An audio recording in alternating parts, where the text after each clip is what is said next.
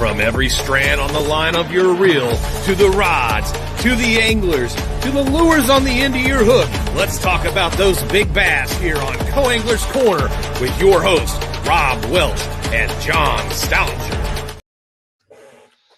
Hey, how's everybody doing tonight? Hey, John's not able to make it tonight, so I'm going to kind of fly solo. But anyway, I got my good friend Alvin here, and I said, man, he's a guru on the networking side and the business side, marketing. So definitely going to tap into his wealth of knowledge. Hey, Alvin, how you doing tonight?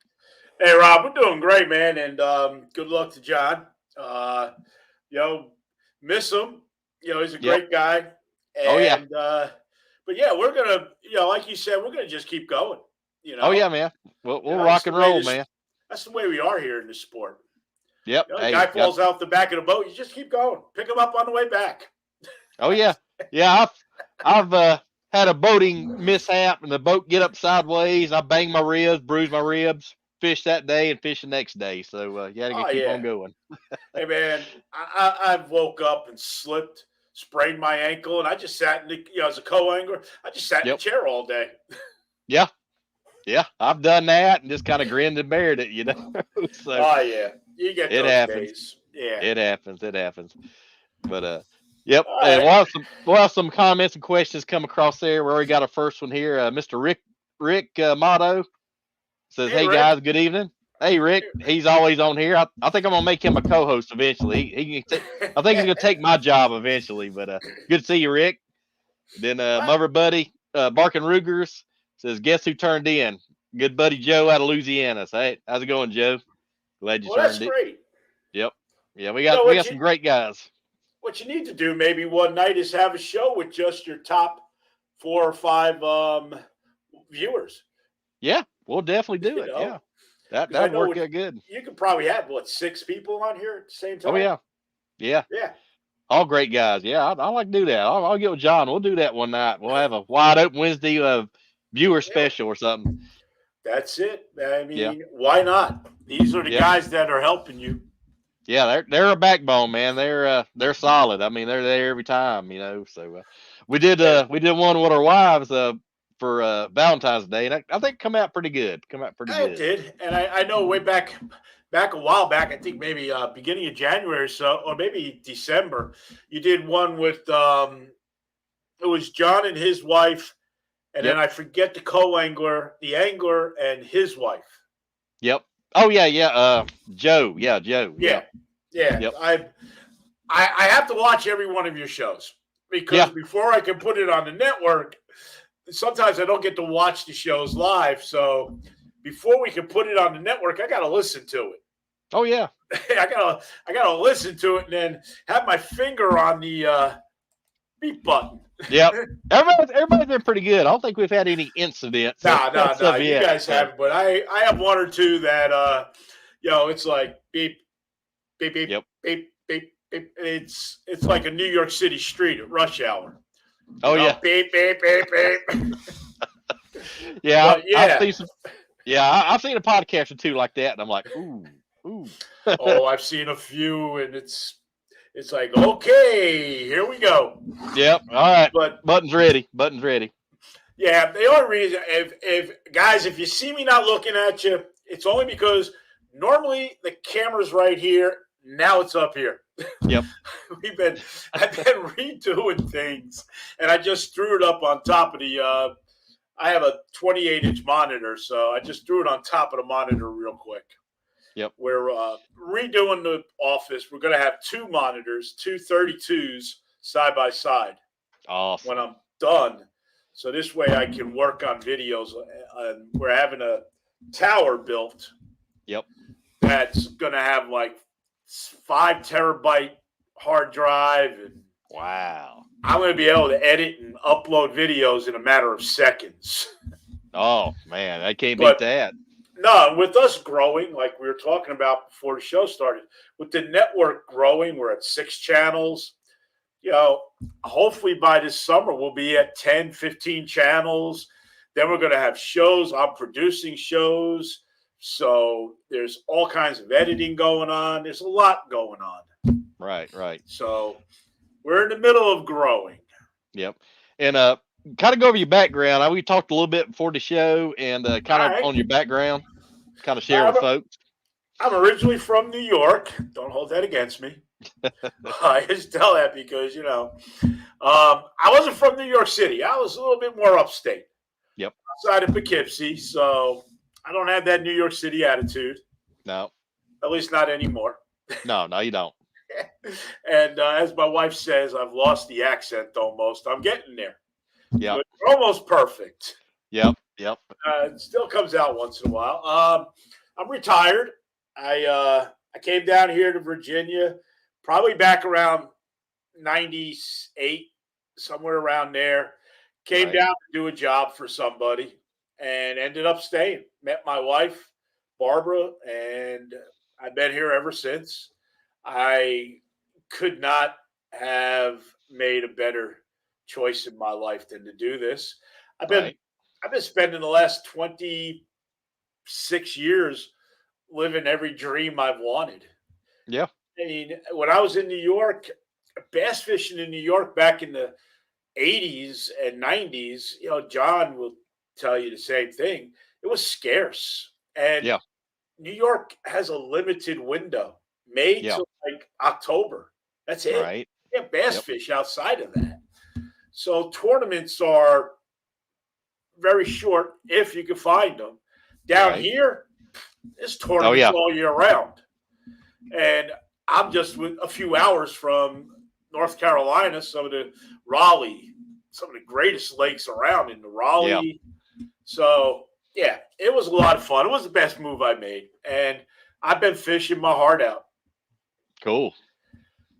Shoulder injury a few years ago took the fishing away. So I kind of haven't really been fishing much. It's mostly been running the network that we started a little over a year ago. Right. And it's been good. It's been a lot of fun. Oh yeah, I mean it's like I said, doing this podcast, man, I have a blast. I mean, talking fishing and talking to different folks, learning stuff. It's been great. But if you want to kind of go over, I know it's the American Angler Outdoors Network. Kind of tell folks where you can find it, and I know you got several different ways to view it there. We do, and that's the beauty of it. If you go to, you can see it right below my name, www.taao.live. Yep. The main picture that comes across right at the top will give you Roku, Fire TV, Apple, and Android, or Apple and Google. Right. And so you can get it. I have it. You can see I have it on my phone. I have the app on my phone, and it comes right up. Awesome. And in fact, it's one of our past shows. Yep. But it'll come up on your phone. It comes up on Roku TV, Fire TV, all that. Plus the internet. Yep. Below the picture, you'll see. If you go there right now, you'll see this show. This show is playing live on the website. And then below it, you'll see the network itself. And then in the future, we're starting to build below the TV will be JCX Fishing logo and then links to your YouTube, Twitter, Facebook, all your accounts. Right. And then there'll be Slay Nation with links, Basscast Radio with links. We want to link everything we can right there for people. So they can pop right in. And then you'll find different pages. If you want to have your own TV show, a 30-minute show on the network, we'll walk you through it. Like John and Rob, they have their own channel. JCX Fishing, all these podcasts that they're doing go on that channel. Thursday nights, I put them in, and they cycle through on Friday. Right. So this way, every Friday, there'll be 3 new podcasts added, and then we'll take 3 away. No sense in this way. They're not seeing the same stuff. So it'll rotate. And every day, every day it rotates. So if a show plays at 10 o'clock in the morning today, tomorrow it might play 8 o'clock at night. Yeah, and then we got them on YouTube. So if you go say, Yeah. "What was that swim bait?" and you can go YouTube and look at previous shows. So we do have a kind of a library there built up. Yeah, and that's the way it should be, Yeah. And when I do like my road trip shows and all that, there's only I think 3 or 4 shows that I've done. They're on my YouTube page at the Yep. American Angler Outdoors. So you can go on there and you can watch the our few shows. But I like it because YouTube gives a nice library. You can subscribe to all the different pages. Yep. And that's what I do. I subscribe to about 30 pages. Oh yeah, I got hundreds. I don't know how many I got now subscribed to. Yeah, and I'll wake up in the morning and I'll click the first one. All right, what you got? Oh, this is from yesterday. Yep. So, that's a good way to keep track of people is through YouTube. But yeah, it's available. We're at 491 active downloads right now as of a couple of hours ago on all 4 platforms. We're pushing to get 500 by the end of the month. Yep. And then my goal is to get 100 each month to the end of the year or more, Yeah, definitely. There's 10 months plus 5. So my goal is 1,500 by December 31st, but I'd like to get 2,000 or 3,000. Yeah, I think it's very reachable. Yeah, I think it's very attainable. Yeah, and we're trying to push the mobile apps. Yeah, because you can watch us on the run. Yeah, and then you can be sitting at work, just take out your phone, boom, watch JCX Fishing and watch some of their past shows. Watch any, Binya Outdoors, Southeast Georgia, KBF, Slay Nation, Basscast Radio. Yep. My channel and your channel, all the channels. Just watch. Yeah, they're all great. Slay Nation guys are incredible, man. Some of the tournaments they have and just all over. They're growing like crazy. Great folks over there. Yeah, we have our tournament on Slay Nation. Yep.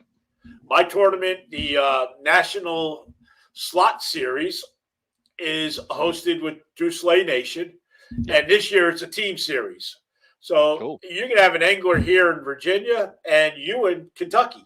Yep. Fishing on the team. You can fish the same day, a different day. It's a 2-day event, so if you can't fish Saturday, you can fish Sunday. Yep. So it works out good. Yeah, that's a great format. Then our buddy Rick says, looking good, Alvin. Nice work, all of you. I know about New York Central. Uh-oh. All right, so he's in Central New York. You got to be careful with New York. Yeah. The last thing you want to do is go over to the western side by Buffalo. Yep. Like just maybe a little bit west of Syracuse. The last thing you want to do is walk into a bar in Buffalo and say, and call them New Yorkers. Well, he's down in Florida. He's down in Florida now. He lived in New York for a long time. He's down in the Sunshine State, making us jealous with all the warm weather down there. Oh yeah, but like I was saying, you don't call Western New Yorkers New Yorkers. Yeah. They're Western New Yorkers. They get very upset. If the day comes, there'll be a line drawn, and they will become a whole new state. They'll be the 51st state. I did a lot of work in Buffalo. People in Buffalo don't like to be considered New Yorkers. Tennessee's kind of like that. It's weird because like Memphis is kind of their own sect, then it's Nashville, and then it's Knoxville, East Tennessee. It's like 3 different sections. Yeah. I think every state's like that. Here in Virginia, when I first came down here in '98, I was living in Maryland. Yep. And we were living in Beltsville, I believe, up by College Park, University of Maryland. Yep. And it was funny because everybody kept saying Nova, Nova. Right. They go, there's a big event going on in Nova this weekend. And for the longest time, I finally one day I told my wife, I said, where is Nova? She goes, Arlington, Alexandria, Spring. She goes, Nova, Northern Virginia. Yep. And it is. It's just that little click right there in that D.C. area. Yep. Once you hit Stafford, you're out of it. You're in Stafford. You're not in Nova no more. So yeah, but it's here. You got Richmond, you got Southwest Virginia, Southeast Virginia, Yep. So it's everywhere. Oh, I heard that, man. Great area though. And then got my buddy Barker Ruger says he didn't know about the app. He says, "What? That's awesome. This is first I'm hearing of this. I'd love to get those links from you so I can get that networked out to my buddies." Just go to www.taao.live. It's right below my name. And what you can do is right there on Apple, Google, Android, and Roku, the American Angler Outdoors. So all you have to type in search. Yep. Amazon, you have to go to Amazon.com, type in the American Angler Outdoors app. Yep. It's free. When you click it, if you have Amazon's Fire TV sticks in your house, it'll ask which one you want it to go to. You click it, then you go to the app on the TV, and they walk you through it, and it'll be right there for you. Awesome. That's the only one that's a little different than the rest. Yeah. They're always a little unique. Always an extra step, seems like. It is, and it's fun because I have to go on every day, all four of them. I have to go on a developer site and check up, make sure there's nothing wrong, no loss of signal or nothing, and right. And then I have two different places that we deal with. We deal with one guy who builds our Fire TV app. Right. Him and I talk once, and he's a great guy. He's going to start building our Apple TV and our Android TV app probably in a few months. We'll be on those two. Cool. And then we have another company we deal with for the rest. Yep. So it's like I've always got to be with them. And and then we have the network itself where I have to go on YouTube. Tomorrow I'll go on YouTube and I'll take Monday, Tuesday, Wednesday shows from you and John. Right. I have a software that I can download those shows on to my computer. Then I upload them to our server, our online server. Then from there, I go into the network and I download them into your channel. Right. And that's where I put all the descriptions and everything. And it's fun because I download them there and then I got to go back to the server and move them from the main page to your channel so that I don't sit there and load them up again later because I forgot. 64, my mind isn't what it used to be. So hey, I know the feeling. I'm 55 and I'm already starting to go a little bit down. It's funny because at lunchtime today, I made tuna casserole last night with broccoli bits of broccoli and mushrooms.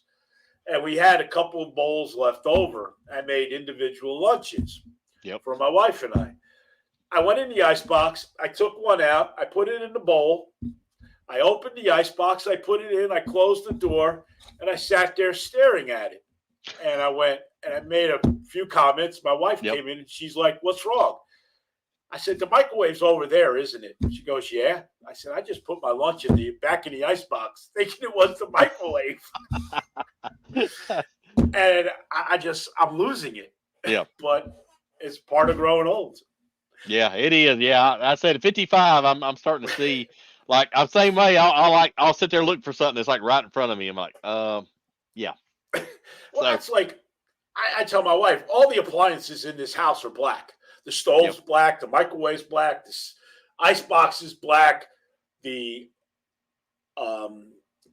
grill that we have, this Emerald Lagasse thing, it's black. Yep. The Keurig is black, the toaster's black, everything. I'm like, we got a multicolor. Yeah. This is why I know. Red microwave. Yep. But yeah, it's a lot of fun, and like I said, now that I'm getting back on my feet, the last couple of months have been really great. I'm back to my old self again, basically. Good. Good. So I'm able now that I'm retired to dedicate all my time to the network. Yep. Which is why I can get the shows on there. Every day I'm looking, I'm advertising for new, for shows. If you want your own channel, I mean, if you have like you guys, you have a YouTube page with 20, 30 videos and you post 1 or 2 new videos, half hour, 2-hour videos, and you would like another avenue to showcase all those shows, we can get you in a channel all your own at no cost. Yep. There's no setup fee. There's no monthly fee. We'll add a few commercials in between your shows. That'll help cover our cost. But other than that, I do everything. I like for you guys, I go on YouTube. I download the video. I view it. I put it in the server. I load it onto this channel. And every day, every night at 11 o'clock tonight, all the channels, all the videos will shuffle, and it'll create a lineup for tomorrow. Awesome, man. That's great. Yeah, and then once we get everything, we start getting our advertisers online, and we start getting commercials. I'm going to start programming the channels a few days in advance so I can put the commercials in between shows. Yep. And then this way you can scroll out a few days and see when your favorite show is going to play. Gotcha. So we have a few things in the works. I know John and I were talking back when I finally found out we could go live on the network. Yeah. John was the first one like, when? What do we need? Yep. And so that's probably not going to be till about May or June. Okay. It's just a little too costly right now. It does cost a pretty penny. Yeah. And what it'll do is we can schedule your show. You send me the link to your show. I go into another server. I schedule the link there. Then I go to the network, and for Monday night, 8 o'clock, I put you in. Yep. And then what happens is Monday night, one of your shows is playing at 8 o'clock. It preempts that show and plays this here would be live. People could sit in their living room. People could sit and watch it on their cell phones at work. Wow, that's amazing technology there, man. That's awesome. It is. And what I like about it, what's really exciting to me is I want to do tournaments. Yep. I want to sit there and go to these tournaments that don't get that exposure that the big pros get. There are a lot of tournaments out there with 50, 60, 70 boats. Go there with a camera, sit there, and just film that entire, show that entire tournament live on the network. Yeah. And then people can watch it on their phones. A lot of tournaments, you go to tournaments, I go to tournaments, family doesn't come with you. No. But they can sit home and turn it on and have it playing and see what's going on. That'd be great. Oh, yeah, definitely. Well, funny you say that, because in June, I'm thinking the ladies' bass, LBAA, is having a tournament in Gunnersville, and I'm thinking about going down there. So we may have to do something like that, and really, that's a great lake, great tournament. That'd be perfect for it. And I'm not that far from there, I don't think. Yep. I forget. Yep. No, I've been there a couple times. It ain't too far for me, so it's not that bad a drive. Yeah. And like I said, right now, everything you can see the back of me, my desk is a miniature disaster. Look, I mean, nothing's where it's supposed to be. Hey, it looks better than mine. Mine's a lot worse, but I'm in the middle of tackle prep. Oh, you can't see what's on the wall over here. It's just, it's shelves with stuff falling off of it. Yep. I mean, I've never been this disorganized, but we just finished a show in Fishersville, the Augusta County Fishing Expo. Now, the end of March, the 23rd, 24th, Greenville, North Carolina, at the Convention Center, the Mid-Atlantic Hunting and Fishing Expo. We're going to be there. Cool. That's going to be the last show like that for us till August. Gotcha. So we got a break.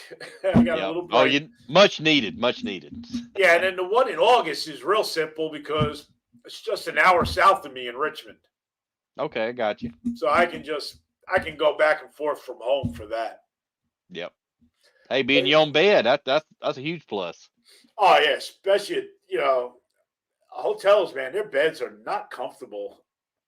Oh yeah, even if they are, it takes you like a couple nights to kind of get acclimated. By the time you get used to it, then you're leaving. Yeah.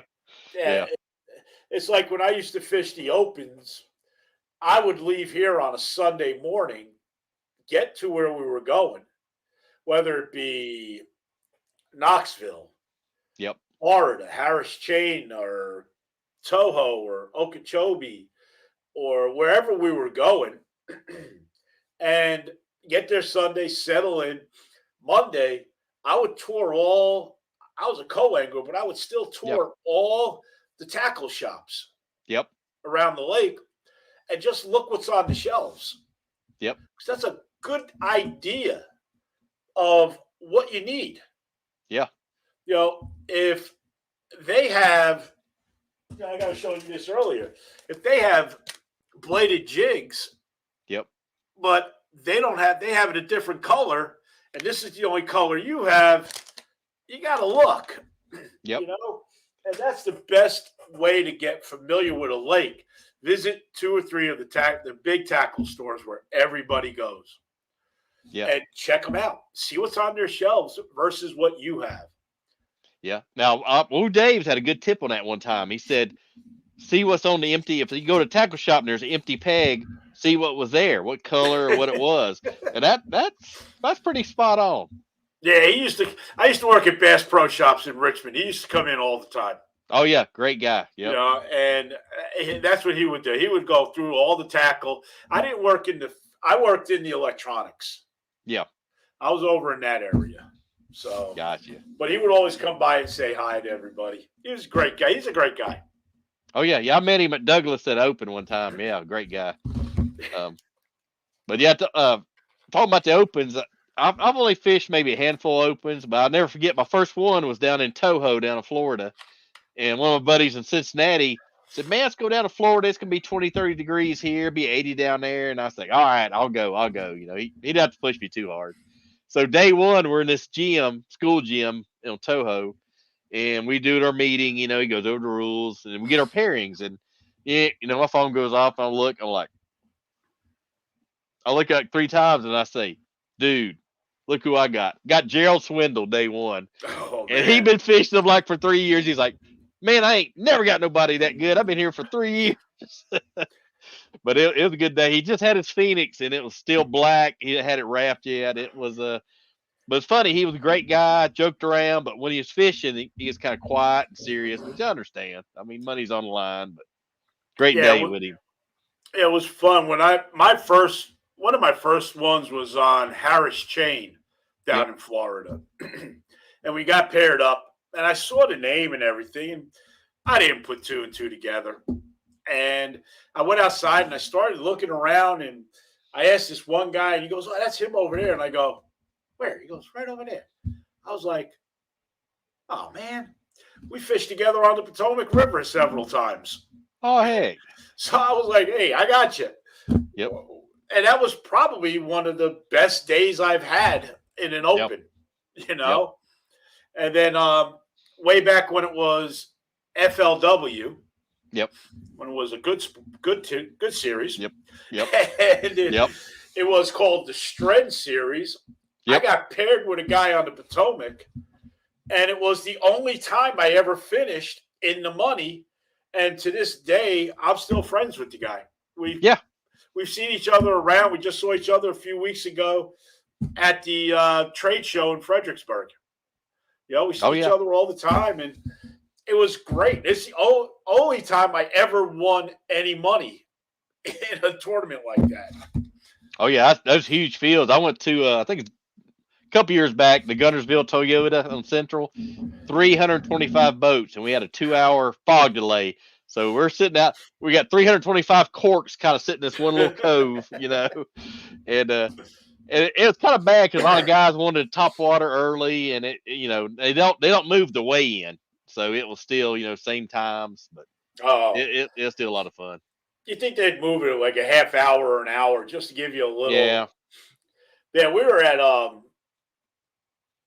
Okeechobee, and we got in the boat. Everybody was in their boats, and these three boats pulled up over on this little cove because they were tired. They were in the last flight, and they were like, "Man, we're just going to beach it a little." And this one guy goes, "I wouldn't do that." And they're all like, "Yeah, yeah, yeah." They beached it. The one guy went to get out to push off. Yep. And I found out later on, as he was putting his foot down, there was a gator right there. Oh. And he almost put his foot on the gator's head. Ooh. And they were like, "That's why you don't beach it over here. If you want to beach it, go around the other side." Good point. Because it was a marshy, swampy area. Yep. But yeah, that's one thing about fishing in Florida, man. Gators everywhere. Yeah. You can't get away, especially Okeechobee. Oh yeah. And Toho.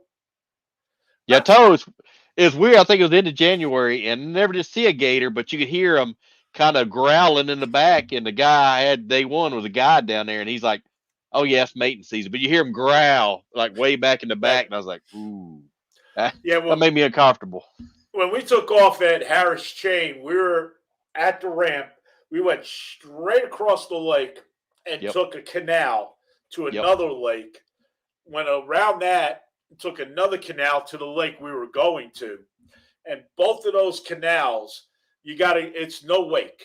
So you're going really slow. And I'm just sitting there looking at the shoreline, and I'm like, man, don't tip.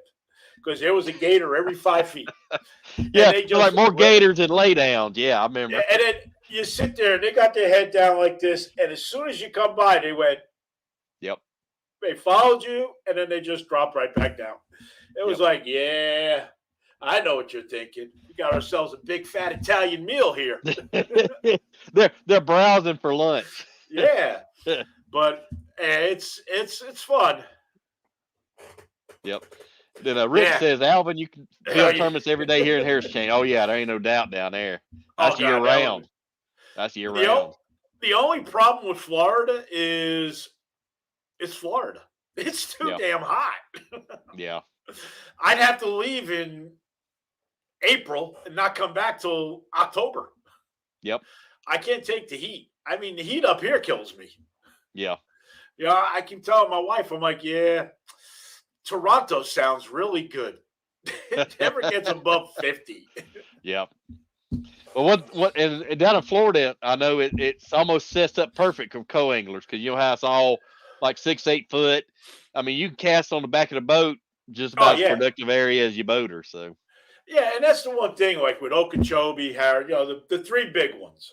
Yep. Toho, Harris, and Okeechobee, even the Johns River in certain spots. No matter where that boater if he puts that boat to face the docks, well, you're less than half a cast away at the back of the boat from the other side. Yeah. Where you could punch mats or you can fish docks on that. I've had a boater say, "Hey, we're going to go down the middle. I got the left, you got the right. Yep. Just fish the docks. We're going to go to the end, turn around, and switch." Yep. That's a good plan. I like that. That's a good plan. And he said it worked every time because if you didn't get them, you got them. We'll go, "Oh, what's going on?" So when he came by, and the same with him, if he didn't get it, he got them riled up for you. Yep. But yeah, there's really not too many bad spots on those lakes for a co-angler. No, it is. I mean, it's wide open. Yeah, you come up here like the Potomac River, he's fishing the docks. You're just sitting there looking out at the river like, wow, check out you're praying it's a good, beautiful day so the pleasure boats with the girls go by. So you got something to look at, There's just nothing else for you. Well, and you're a net man, so you look forward to being net man every once in a while. That's all you are. You're a glorified net man. Yep. Been there and done that too. But I think I was in Lewis Smith Lake in Alabama one time, and I had a young kid is live scoping, and he will kid you not, he was 150 foot of water, trolling motor on 9 doing this, zigzagging, chasing fish. And I'm like, I'm a shallow water guy. And I'm like, I get close to the shore and I'd heave out a Carolina rig. That's about all I could do. Yeah, when I fished that in an open one year. The guy I got the first day, all he did was fish the cliffs, like the big rock cliffs. Yep. That's all he did was fish those. And I'm sitting there like drop shot. Basically, it was a drop shot day for me. There was nothing I could do. I wasn't prepared for that. Yeah. Because the 2 days I was there practicing, we were in shallow areas. We were on docks. The guy I was practicing with, we were everywhere. Yep. And then here it is, the first day, boom. Something totally different. Yeah, I got one fish. I think it was 1.5 pounds. That was it. And then the second day, I got a guy that fished the docks. I think out of 160 boats, I finished 158. Yep. Yeah, there's some hammers on that Bass Open. Yeah. Yeah, and there are some lakes where everybody catches. But, you can still finish 158 with 5 pounds in some of those opens. And in some lakes around here, you got 5 pounds, you're in the top 30. Yeah.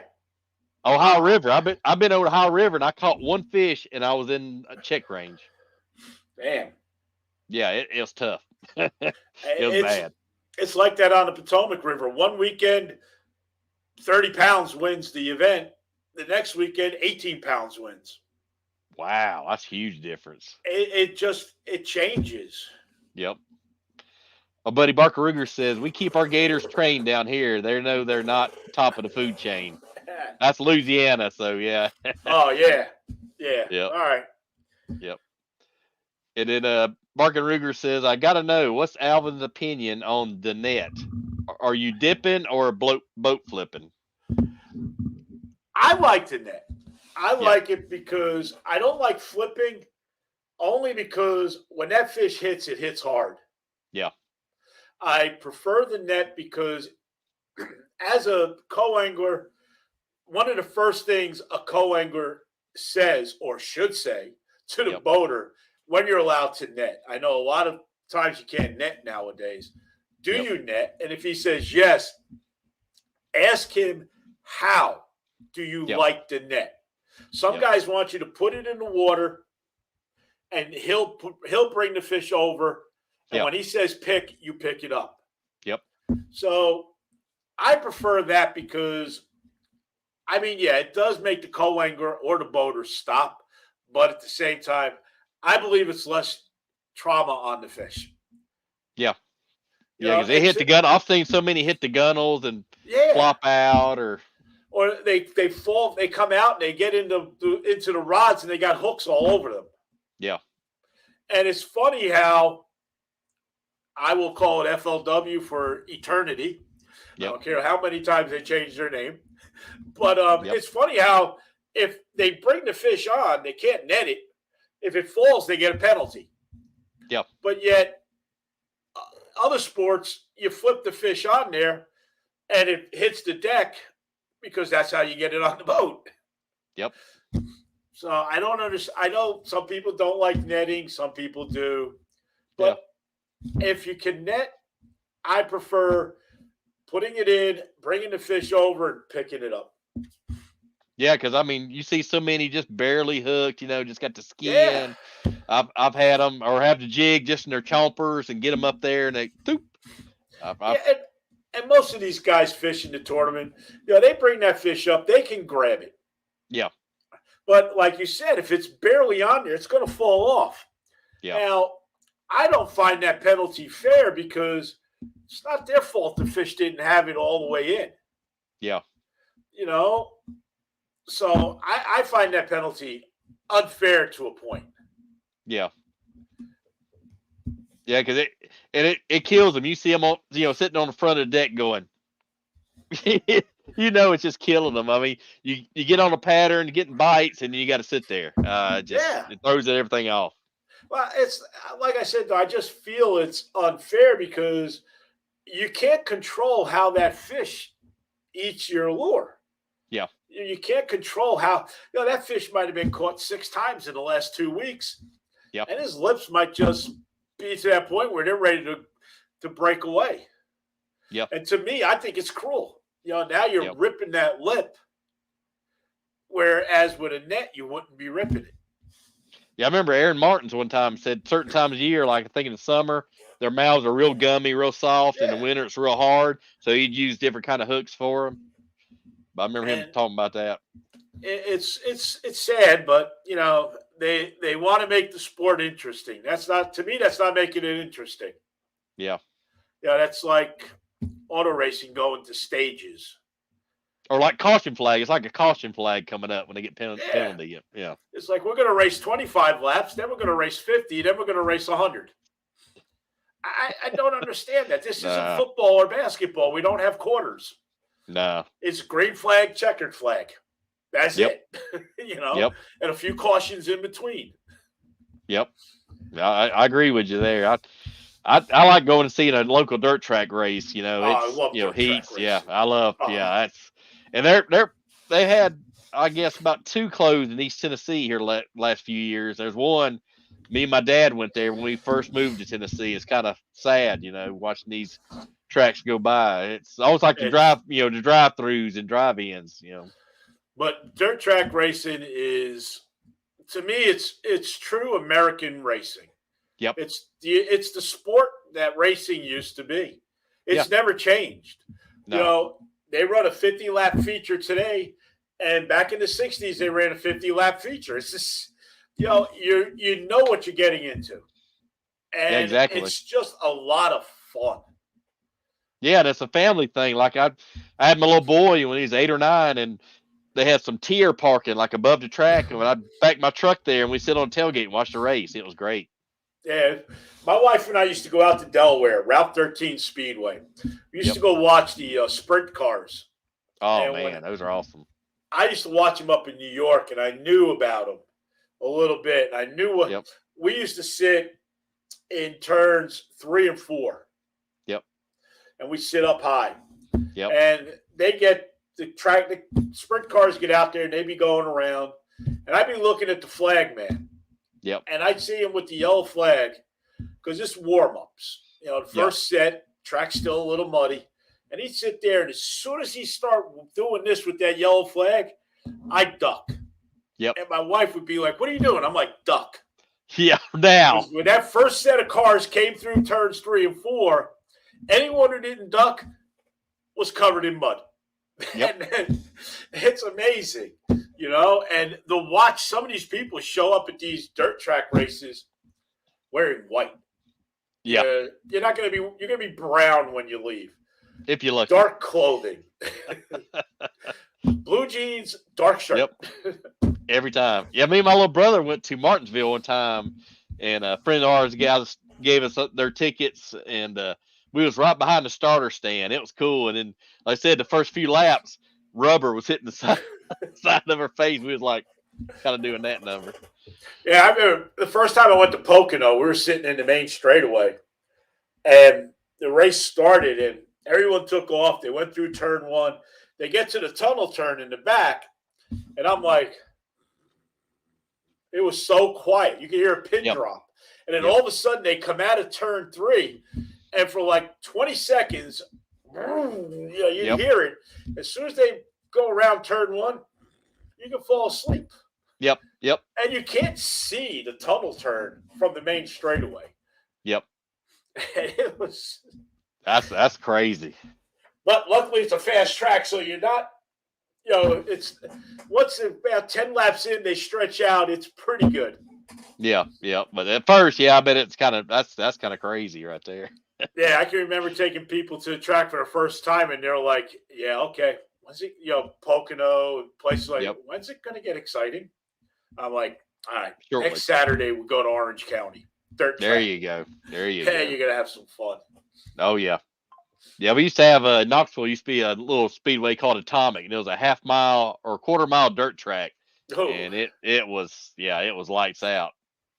Yeah, it's like a truck. It's a trucking terminal now. Yeah, it's the parking lot. Yeah, pretty much. We used to go out to Stafford, Connecticut. They had I forget how big it was, half mile Blacktop, and they ran the NASCAR modifieds. Oh yeah. And I'll tell you what, man, you want to see a lot of fun racing. Those guys are fun to watch. Now I believe it's called IMCA. Yeah, IMCA modifieds. Yep. But yeah, those back in the 80s, 70s, 80s, man, that was fun. Oh yeah. We had some in Tennessee come down, and man, them guys let it hang out there. I mean, they get after it. And I grew up where I grew up. I was only like less than an hour from Danbury, Connecticut, and they had weekly sprint car racing. Wow. On dirt. Yep. Then finally one day we went by there and it was a shopping mall. Oh man. That's crazy. But fishing opens and all, do you have kind of a favorite lake you like that you fish, and what's kind of your least favorite lake? Least favorite, believe it, it's not an open lake, it's just a regular lake right here, is Lake Anna. It's just too much traffic on it. Yeah. And it's overfished. Just every day there's something, but it's a good lake. Yeah. But I prefer not fishing it. Favorite? God, we were talking before the show, Douglas. Yeah, Douglas. I love it because you launch out and you look, there's the Smokies in the background. It's a good numbers lake. Yeah, good numbers lake. And it's a good crankbait lake. Awesome crankbait lake. Yep. Then you get down, I'm trying to remember, I think it was Lewis Smith. Yep. Down in Alabama, right? Yep. There are sections you can get into the back. It's a great topwater area. Yep. If you like throwing frogs, there are areas that it's just all lay down. Yep. And you can toss frogs all day there. Yeah, I think it's got 2 rivers that comes into it. I think I remember right. Yeah. And if you get into the right little, inlet, it's just all logs in that from the rivers that just kind of came down, went in there, and just accumulated. But I love topwater fishing. That's my favorite. Yeah. My favorite is topwater. Spinnerbaits. 14 years I built spinnerbaits. So I love spinnerbaits because a spinnerbait is, to me, one of the most versatile tools in a tackle box. Exactly. Shallow to deep, slow to fast. I mean, you take a 1/4 ounce. I have one in my tackle box now. It's a red-white 1/4 ounce. I've had it for 15, 16 years. Yep. And if it gets stuck, I will go in and grab it. I will swim to it. But it's my favorite spinnerbait. And I enjoy it. It's probably on its 5th skirt.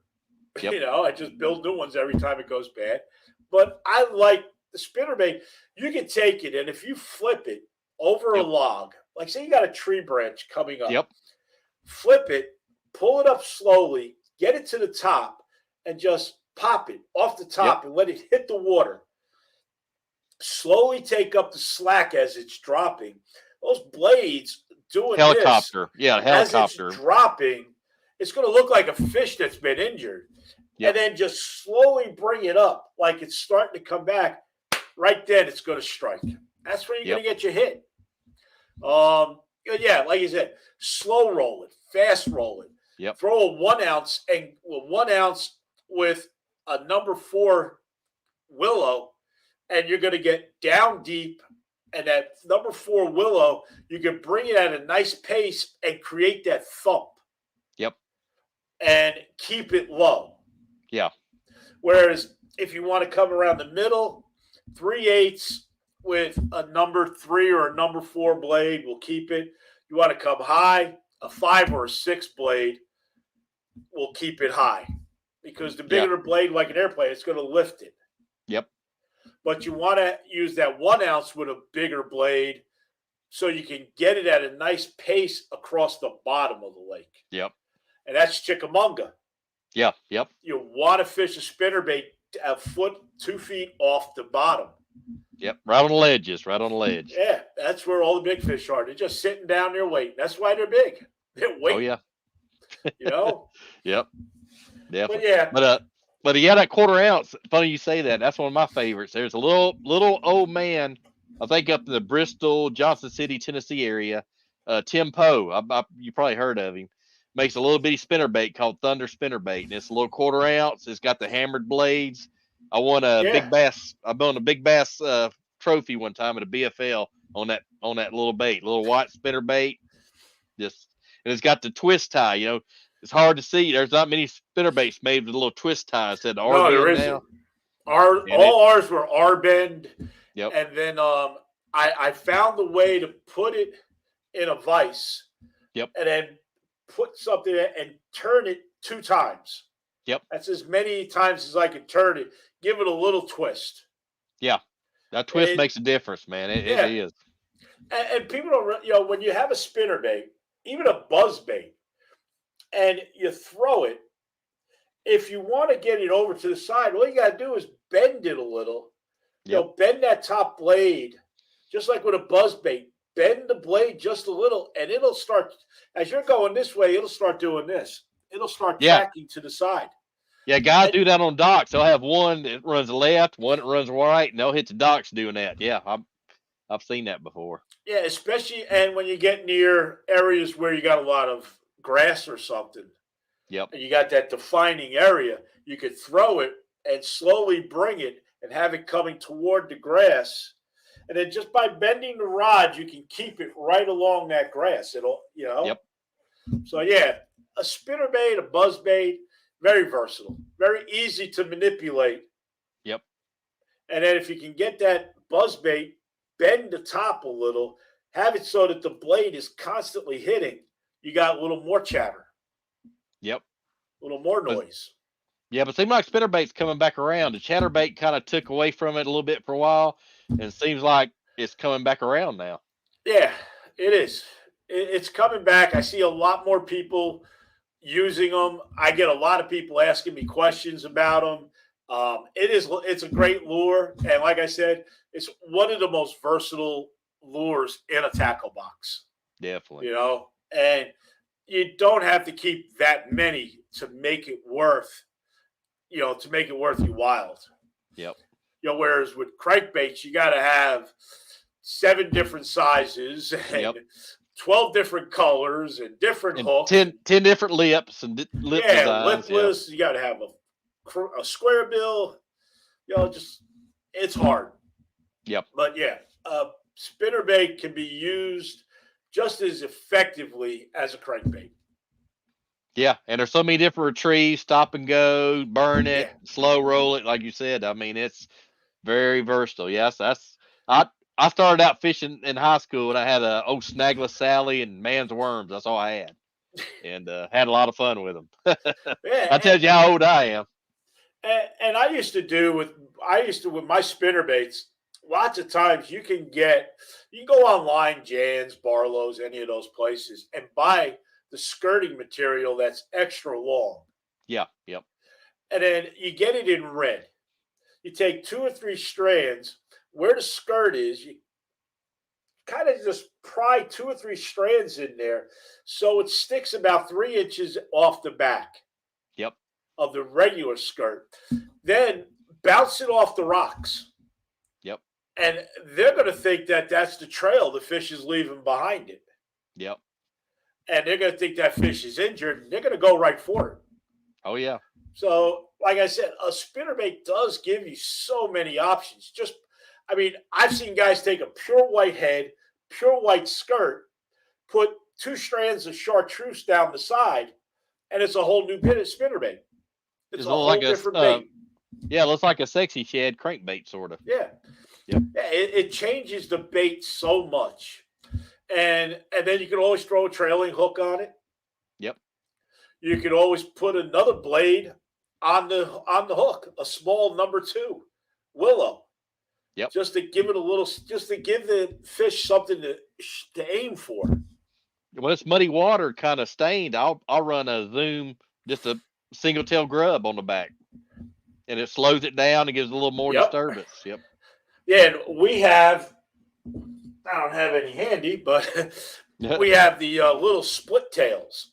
Yeah. Yep. Little 4-inch split tails. You put those on a spinnerbait, it just like this right behind the spinnerbait. Yeah. It's just doing this behind it. And it just gives them something to aim for. Yeah. And it gets them right into that hook.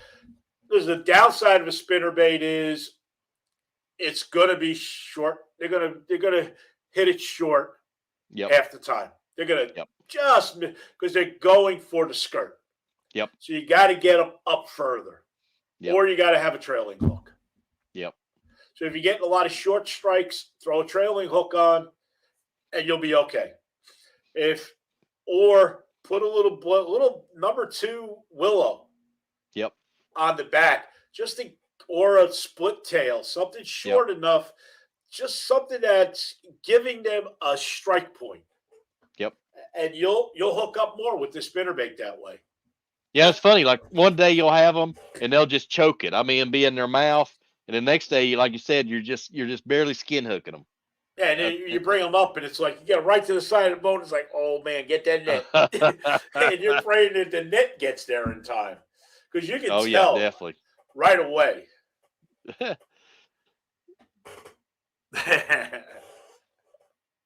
But yeah, it's a great lure. There's so many out there now. I mean, you can see behind me. I got that rack there. It's frogs, whopper ploppers, crankbaits, and then this is one of our new items. Do something with the lights. This comes as a 3-pack, and these are fantastic. I can't wait to get out and try one. Yeah, I like those joints in it. I bet that thing has some crazy action. It's 8 joints. Wow. It's 8 joints, and these things are fantastic. Yep. This is a future lure. We're not sure if we're going to carry it or not. It's a bladed jig. Yep. Kind of like a cross between a crankbait and a jig with the blades in the back. Only one hook, though, down the bottom. Yep. So I got a lot of people asking about these. Those are great on schooling fish right there. I've used something like that on schoolers. And these are new to us. They're called leech. We call them lech but these are. Yep. These are a nice little. This would be a nice. It's a split tail. Yep. Of course, I won't be able to get the tail to split, but this would be nice on the back of a spinnerbait. Yeah. I remember back in Tennessee, they had guys taking those and like drop shotting them or mojo rigging them. But that's the same style. Yep. This is a great drop shot. I don't know where all my NACO stuff. I think all my NACO stuff is in a box right now.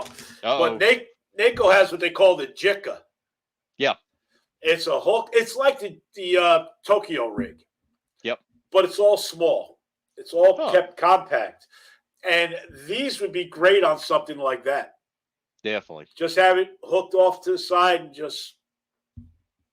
But yeah, it's so much out there today. Yeah. And just keep experimenting. You'll hit something. But my boy Barker Rigger says, LOL, old single shotgun technique. Get them around the corner. He's talking about spinner baits. Doing the He knows. He knows the deal. Like I said, it's a very versatile tool, and it's very inexpensive. Yeah.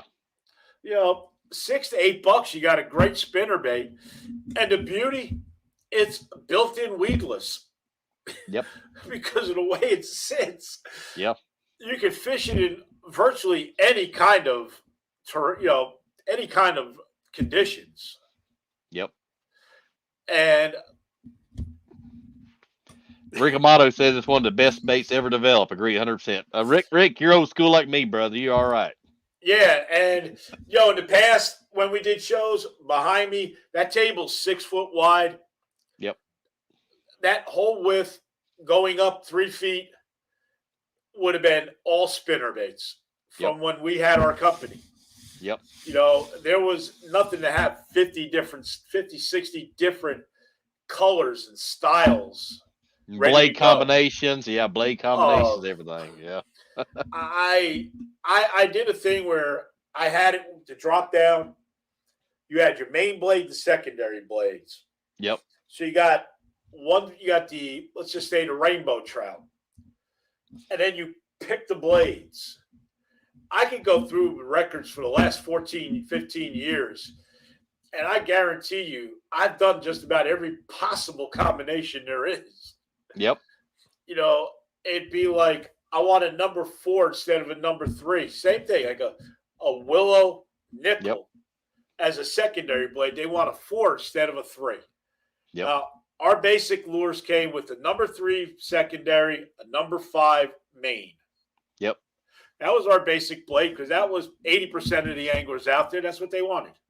Yep. It matched the size of the shad or the bait fish. Yeah, definitely. It was, but I had people that wanted that blade a 3.5 instead of a 3.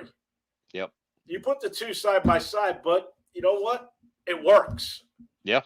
And you got to, same as everything else, you got to give them what they want. Oh, yeah, definitely. But maybe, every lake's a little different, seems like. I know in Carolina, close to you, there's a color called coleslaw, where it's white blades and white and kind of a red skirt. That's always hot. That's been hot for a long time over the Carolinas. Yeah. And I know when you go like right here in Virginia, North Carolina, that South Hill, Virginia, Henderson, North Carolina, you got Kerr and Gaston. Yep. And both of those fish, they're right next to each other. Yep. And they fish completely different. Yeah. Oh, yeah. So it's amazing. You can pull out of Smallwood State Park in Maryland on the Potomac River, go right outside and fish, and just go, a mile, 3/4 of a mile to the other side of the river on the Virginia side. Yep. And it's completely different. Yeah, there's a little lake, Tennessee and Virginia border, South Holston. It's like that. Virginia side and the Tennessee side is totally different. It's two different lakes. It's amazing how one end of a lake can fish different than the other end. Yep. Yeah, and be totally two different clarities. Yeah. Especially like Lake Anna. You have Lake Anna, then you have the hot side. Yep. Which is warmer all year round. So in the wintertime, you want to go to the hot side because that's where the fish are going to be because it's warm. Exactly. Yep, exactly. So yeah. And in the summertime, they're going to be at the other end of the lake because it's colder. Yep. Oh, yeah. You got to know these things. Yep. It makes a big difference.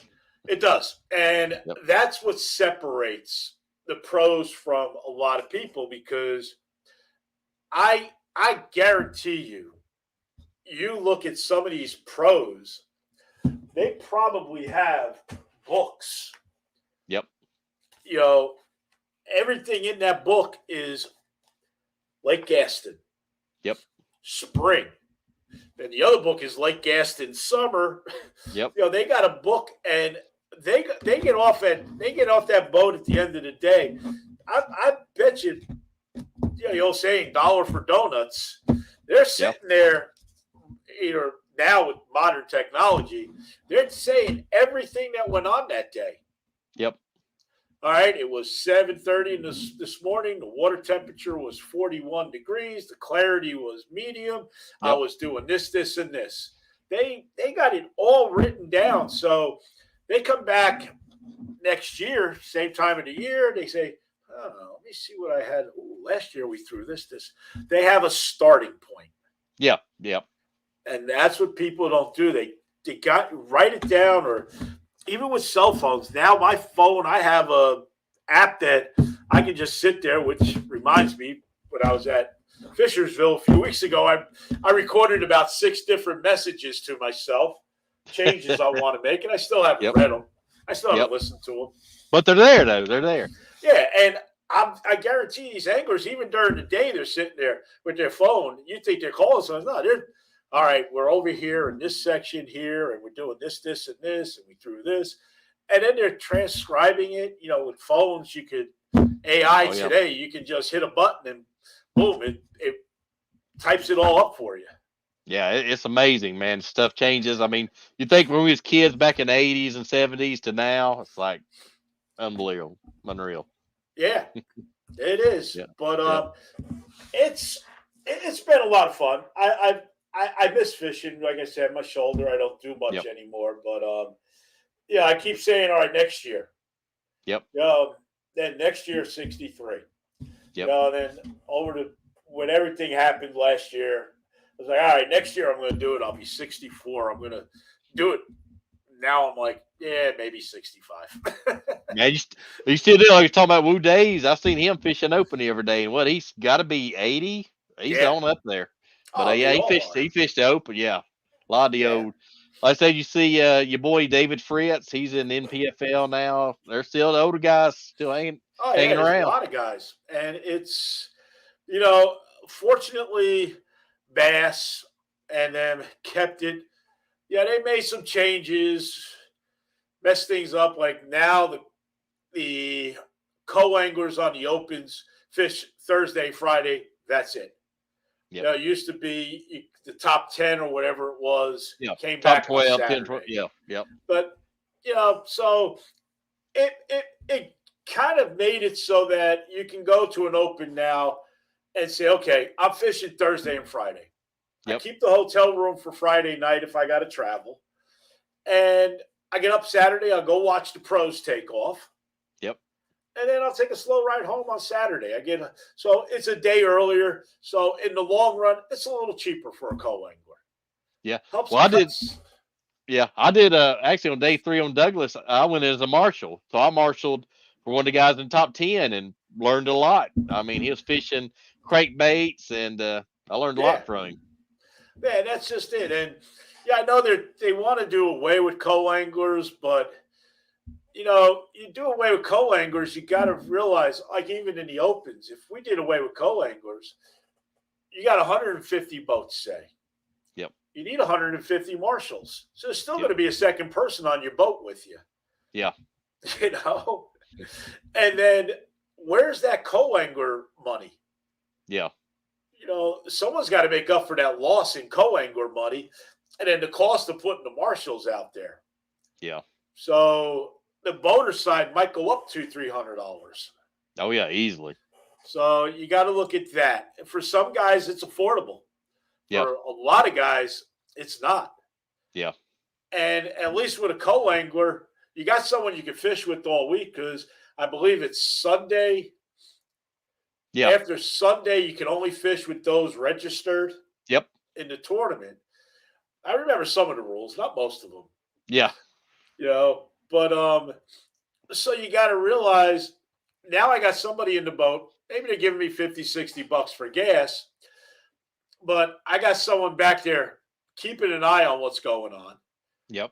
They're throwing. And if I see them hitting, I can check what they're throwing and pick up from them. And I know sometimes I've had boaters sit there and say, hey, when you throw up in that area, try doing this once or twice. Yeah. And they would give me a worm and say, here, try this one. Yeah. Because they were trying to see if it worked while they were doing what they were doing. Oh yeah. Oh yeah. And if a boater and a co-angler get off on the right foot, you can actually work together and help each other. Definitely. Whereas a marshal, this is it. Yep. You're sitting down the whole day just eating a sandwich or whatever. Yeah, you can't really do much. Yeah. So I think a co-angler is good. Financially, it keeps the cost a little lower. Not much, but a little lower. But it also helps having somebody else on that boat, because you got to have somebody on the boat regardless.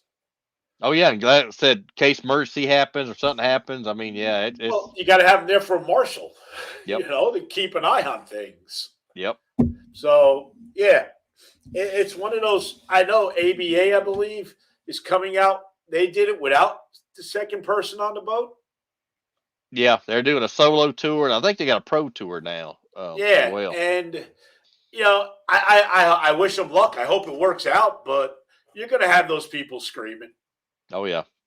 Yeah, and unfortunately, other than lie detector tests, there's really no way to prove it. No.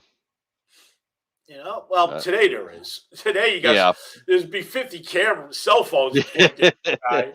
Yeah, and you got GoPros and all that. And that's the other thing. It's something people don't realize. Whether you're out there fishing as a boater or co-angler, well, if you're a co-angler, get your boater's permission. Yep. But if you're out there, even on a kayak, we talked about Michael Hansen before the show. Yeah. We've done a lot of talking, and he even says it. When you're out there fishing, catch that fish. Say where you are, what you caught it on. Yeah. It's now recorded. Yep. So at the end of the day, you have like I was saying, instead of picking up your cell phone and speaking into it, you got the GoPro out front. Just face the GoPro, hold the fish up like this. Yep. And say, hey, here's what I caught it with. Here's this, here's that, here's what I did. You have a record of what you did. Yeah, and you don't have to fumble around with your phone, worry about dropping it in the drink and all that. Yeah, you just sit there at night, you go home, and it's like, okay, up there, I caught it there, so let me listen now. You just fast forward, fast forward. Yeah, just get your little clip. Make your clip. Yeah, and then if you get some really good videos, you could send them to me, and we could put them on the network. Now you're talking. Always got to get that in there. Always slide that in. Yeah, I heard that, man. Well, heck, we're at 1 hour and 10 minutes, man. We've been rolling, man. It goes fast. I hope John's okay. Everything's working out good for him. We come back on another day. Maybe the three of us can be here. Yeah, well, definitely, man. We'll have you back on. I enjoyed talking with you, especially about the old school stuff. You're kind of my generation, so I'm like you. I'm a huge spinnerbait guy, so I'm with you, man. But we sure do appreciate you having our podcast on, and like I said, everybody needs to tune in. He's got some great shows besides ours. There's a good variety there for sure. And we're doing a lot. We have the road trip show, which is what I'll be working on. March 1st, I believe it's a Friday. Yeah. We'll be in Raleigh, North Carolina at the Dixie Dare Classic. Cool. I'll be down there filming for the road trip. Yep. Then March 23rd and 24th, we'll be at the Mid-Atlantic Hunting and Fishing Expo in Greenville, North Carolina at the Convention Center. And we will not only be filming, but we will be doing live podcasts from within the Convention Center. Sweet. And I have two other events that I'm trying to get to do some road trip shows. And then we're going to switch over in our road trip series. Once tournament season starts, we're going to go to different tournaments. And like I said, we're going to film their weigh-ins, talk to first, second, third, talk to the directors, and just give different organizations, kayak, bass boats, different clubs, give them their 15 minutes of fame with their definitely. Own show. Give us some exposure. That's awesome, man. Right. And then we were going to start March weekly series like you guys do, a podcast. Yep. That's going to be postponed probably till April. There's just too much going on in March. Oh, yeah. I understand that. Yeah, and if, like I said, wrong way.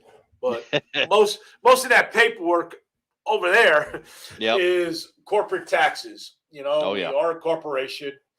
The American Angler Outdoors is a corporation, so corporate taxes are due soon. They're due before personal taxes. Yep. Oh yeah, definitely. So that's been a disaster.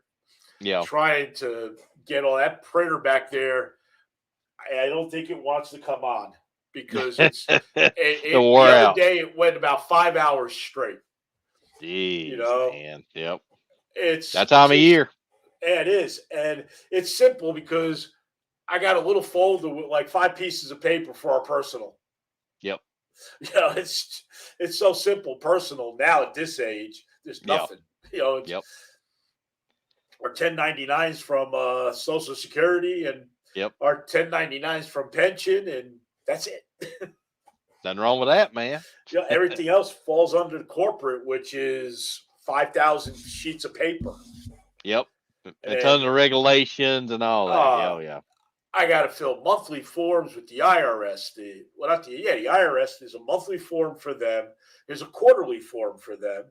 There's our monthly sales tax for the state of Virginia. Yep. Then twice a year we get hit with the county tax. Yep.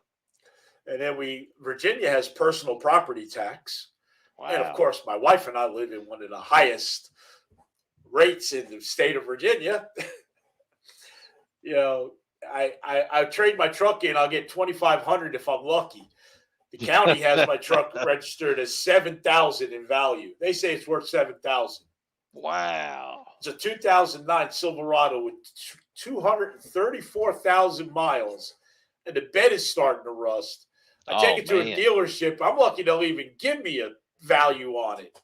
Oh yeah, they'll give you what, $1,000 maybe. Yeah, you're lucky. Yeah. But the county we live in, if the blue book says 7,500, that's what they say it's worth. They don't take out for everything. No, they don't. Mileage or nothing. Yeah. Yeah. So the mileage they do, but not much. Yeah.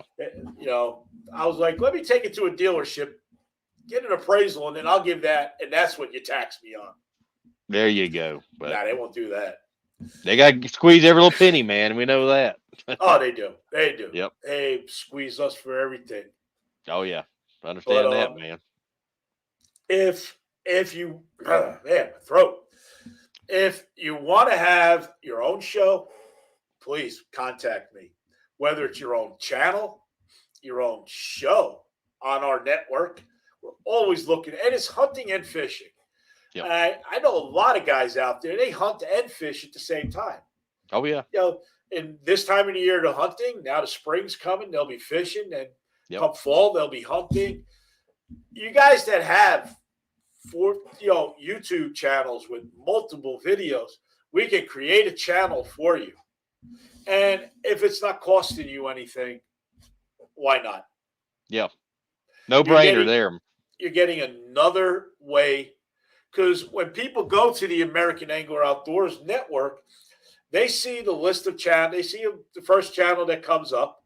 And then they see, let me scroll down. Oh, what's this? Let me check this out. So you can pick up followers, sponsors. Yep. Everyone has, everyone can sit there and say, hey, man, I want to thank my sponsors. Hey, today's episode is about this.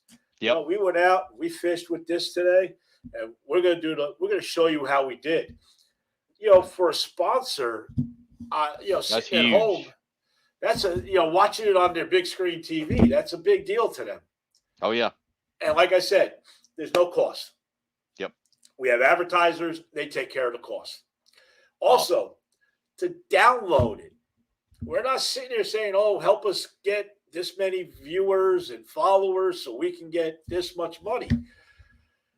We don't get paid. We don't charge a dime, whether it's Amazon, Roku, iOS, Google, whatever. We don't charge a dime to download the app, and there's no monthly fee to watch it. So add it to your phone, add it to your TV, and enjoy it. Definitely. Take a look at it. You could like this show, or you might find, John and Rob got some great shows. Basscast Radio, they got some great shows with the Lane brothers. You got both of them did a podcast each, and you can learn from those shows. Oh yeah, and it's a great network. It's a great way for no cost, because if you want to watch the other channels that are out there, we'll just call them the other outdoor channels, for a better choice of words. Yep. You have to pay cable. You have to pay and have cable TV. And you get a whole lot more commercials. Yeah. Our shows are all filmed in their entirety. We put, at the most, we're going to do maybe a minute and a half worth of commercials in between shows. Yep. So we're here in an hour and 20 minutes almost. Yep. You're going to get that whole hour and 20 minutes with no commercials. Yep. So what more could you ask for? Man, y'all download it, man. Check it out. It's well worth it for sure. And the nice part about the network, the little button on here called pause. Yep. You can pause it, do what you got to do, come back and hit resume. There you go. Can't beat it. No, you can't. It's a great deal. It works Definitely. good for everybody. Yep, that's awesome, man. And like I said, Well, we're 9 short of hitting our 500. We want to hit 500 by the end of February. We got what? Oh, that won't be a problem, man. I got that ain't gonna be a problem for you, man. I see you hitting it easy. I forget, man. February is a short month. Oh yeah, we're almost there. Is it at least a leap year so I get an extra day? I hear you. I always wonder what happens to people that were born on February 29th. I guess they just say 28th. Yeah, that's close enough. Or first, March 1st. Yeah. Whatever falls on a Saturday, probably. Well, I was born on February 29th. There's only been 8, so I'm only 8 years old. Oh, wow. No, I'm not 38. I'm only 8. Yep. Technically. There you go. Had 8 birthdays. Wait, that's crazy. Yeah. All right. Well, it's been great. It's been fun. I look forward to being on the show as much as I can, and I look forward to meeting everybody. Everybody. I mean, if you see me, come up and say hi. I know I've been doing a lot more. Yep. There you I can't go. wear the hat and the headphones at the same time. But yeah, if you've seen this, come and say hi.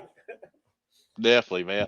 Hey, we sure did enjoy it. There's a lot of juice about spinner baits and other stuff. So I hope everybody got their notebooks out and the pencils out, and said you can always look it back up on YouTube or, of course, at TAAO Live. So. Yeah, and if you guys ever want to know about spinner baits, where you can buy stuff, there's, I'll tell you right now, Jan's, Barlow's. Barlow's awesome. Barlow's, Jan's, Lorecraft. Yep. There's several websites where you can buy everything you need to build spinner baits, from the heads, the blades, the beads, the clevises, the swivels. If you're going to build your own spinner baits, use ball bearing swivels. Definitely. Don't go cheap. No. That's the one thing, because you're going to be reeling that thing in. You're going to slow roll it, and the blade's going to be like this. Yep. Stuck. You want that blade to spin, go with the ball bearing. Yeah. The spinner bait will last you. The ball bearing swivel will outlast the spinner bait. You'll be moving it to another bait. But yeah, you can buy all that stuff online. It's very simple. You can go Skirts Plus and buy pre-made skirts. You can buy skirting material from them and build your own skirts. So yeah, if you're really interested in spinner baits, that's the way to go. You can do your own, or you can buy them. They're really coming down in price.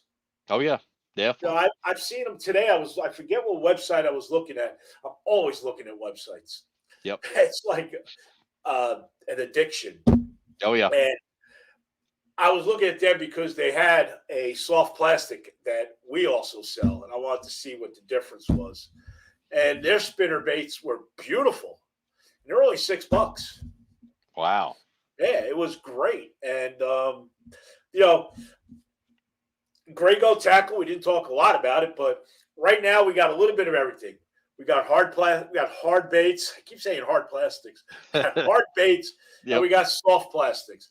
We're a big missile baits dealer, DAC baits, and we have our own line of soft plastics. And then slowly we're going to be working out all the hard baits. They're going to slowly be moving as we sell out. We're not bringing them back. The one thing I noticed this year, especially at these trade shows, I've seen 7 or 8, like at Raleigh, there was 4 small soft plastic companies. I'm not talking about the big names. I'm talking about the guy that builds in his garage. Yep. And then I did Fishersville. There was 2 or 3. And then, Fishersville, there was 3 or 4. Fredericksburg, there was 2 or 3. And you start talking to these guys, and they're trying to get their name out there. And you watch the people buying from them, and they're going over buying 3 bags from this guy, 3 bags from that guy, 3 or 4 bags. And I'm like, Grago tackle, hopefully by June, will be 100% soft plastics. Sweet. We have 8 companies that we've already spoken to and we've already set up dealerships with. Cool. And these companies are great. We're going to carry the best of what they have. This way, you can go online and say, I can get 3 bags from this, 3 bags from this guy, 4 bags from this guy. But the great thing is, right now, you got to go to ABC Plastics, buy 4 bags, $8 shipping. Go to XYZ Plastic, buy 4 bags, $8 shipping. Yep. Come to Grago Tackle, you can buy 10 bags, and if you hit $50, there's no shipping. Man, you can't beat that. Yeah, so those 12 bags you bought from those 3 companies, you spent $24 in shipping. Yep. Well, use that $24 to buy more plastics. You get more, and you pay no shipping because you hit $50. Man, there you go. So, and I think with that, we're going to help these plastic companies expand their reach. Oh, yeah. I know 3JD Plastic, Yep. We did an interview at Raleigh. He's going to be at the Mid-Atlantic show. They're out of Texas. Dang. And he's finding out the East Coast is really hot. And his stuff is fantastic. Outcast Baits out of Pennsylvania.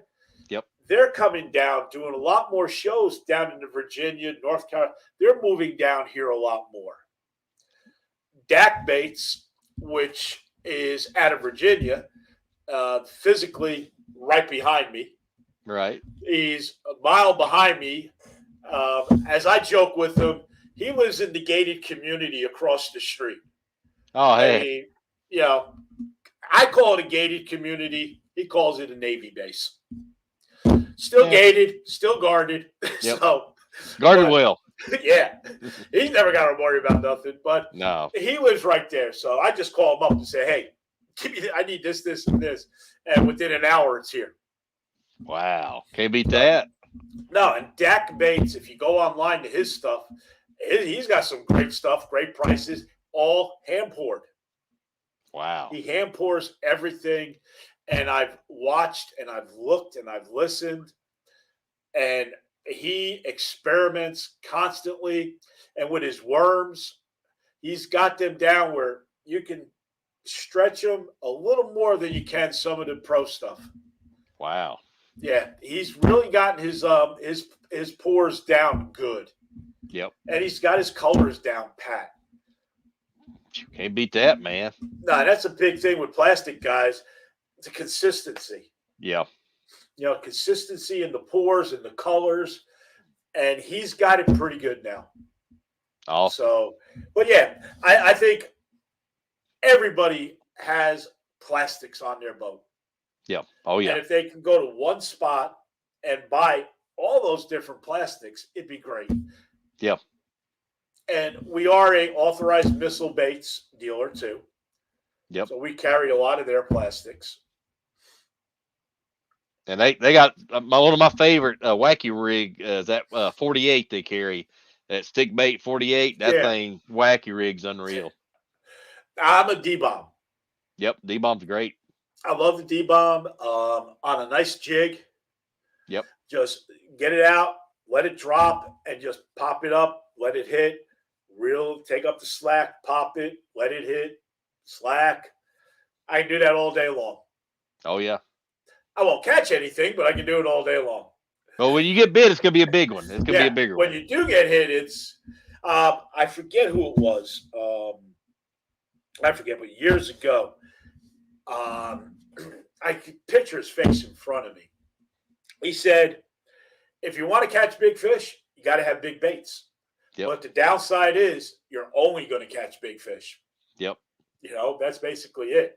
Yeah, fewer bites, but better ones. Yeah. Definitely. Yeah, the bigger the bait, the bigger the bite, but the fewer the bites. Yeah. But when you get to, like we were saying, a place like Chickamauga, you can get down low every 5 or 6 casts, you might pull something up, but it's going to be 4 pounds plus. Yeah, definitely. So you got to look at it that way. Yep, they're there. The big girls are out there. Oh, they are. There is still record fish out there. Yeah. And you got to just know, be in the right spot at the right time with the right lure. Exactly. And like we were talking about, you could throw a pure white spinnerbait with nickel blades, not catch anything, come back same time the next day, and that's the only thing you're catching them on. Yep. It's amazing. It is. You got to give them something different sometimes. You do. They'll tell you when they got it that right and what they're looking for. They'll tell you pretty quick. Yep. All right. Well, I guess we bored people enough. Hey, man, Alvin, I appreciate you, man. We'll definitely have you back on, and we'll definitely be talking and working together. But I look forward to this season, brother. I do too. And all 3 episodes of this week's podcast from Co-Angle Corner, all 3 episodes will be online Friday. Awesome. Now, I'm trying to work something out with programming in that. What we might start doing on Sunday at 6 p.m. or roughly 6 p.m. Right. Because like this show here is an hour and 31 minutes. So shows are different lengths. Yep. We're going to try to take all 3 of this week's shows, Monday, Tuesday, Wednesday, Sunday around 6, play them in succession. Gotcha. And we'll put on the website, hey, Sunday at 6:15, watch all 3 episodes, one after another. Yep. So kind of like a recap. Yeah, that'd be good. That'd be great. People will be able to say, okay. And then once I get in there and I set the schedule, all right, first one's 6:05, the second one is 7:31. And I can put 6:05, Monday night, boom, 6:31, 7:31, whatever. So you'll have a rough idea of what time to tune in to watch whichever episode you want.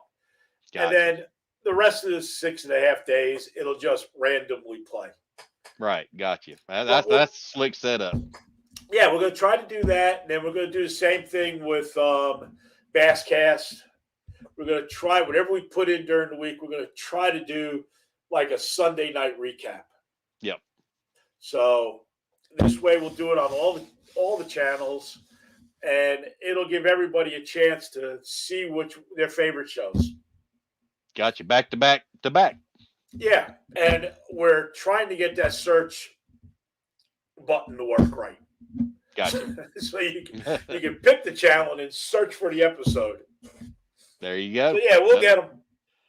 Outstanding, man. But I said I enjoyed it, man, and hope everybody had their notebooks and the pencils sharpened. They had a bunch of good tips on spinner baits and some old school stuff. So hope everybody enjoyed it, and thank for y'all for tuning in. I said go load the app for free. Can't beat it. And we'll see you next Monday, and hopefully John be back with us, and